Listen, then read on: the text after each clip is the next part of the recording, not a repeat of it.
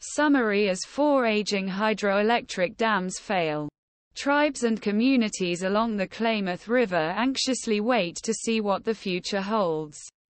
When a river collapses, is it forever dammed? Oshun O'Rourke dived into the dark green water and leapt into a net that his colleagues had lightly closed around a finger-sized clump of fish. The Klamath River is wide and still here, making its final turn northward as it passes through the Yurok reservation in Humboldt County.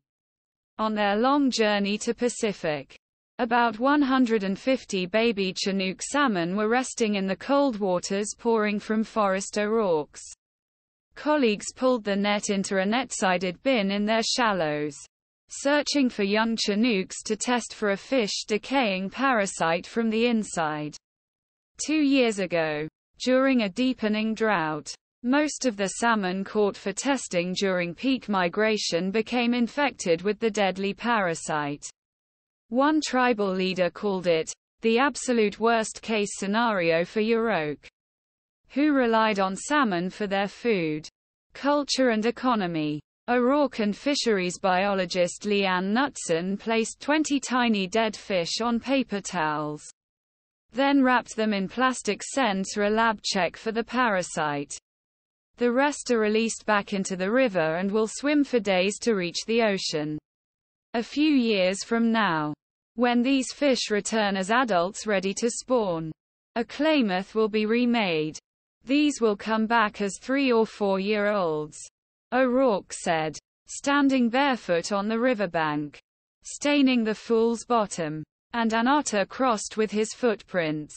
And the dams will disappear.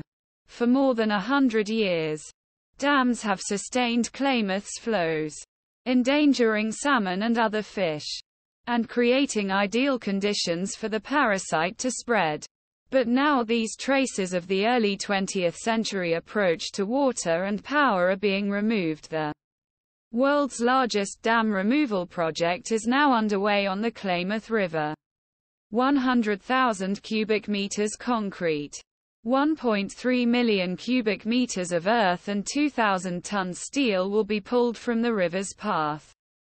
Tribesmen, researchers, rural residents near the dams, conservationists and the fishing industry are eagerly awaiting how this river, which has stood out for decades, will change its fish, wildlife and human neighbors.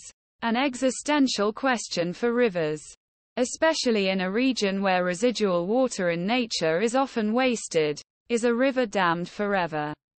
After it's dammed, when Klamath resurfaces, there are many uncertainties. Will sediment from the destruction harm river and its inhabitants? Will healthy numbers of salmon finally return? Will it flood their banks more easily?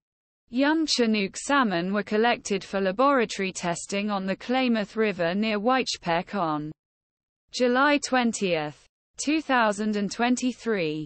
Fisheries biologists and technicians from the Yurok tribe's Klamath program collect salmon in the Klamath River. Left: Gilbert Myers, Oshun O'Rourke, Keenan O'Rourke and Leanne Knutson. Center: Keenan O'Rourke. Right: technicians open a probe to collect monitoring data for OR.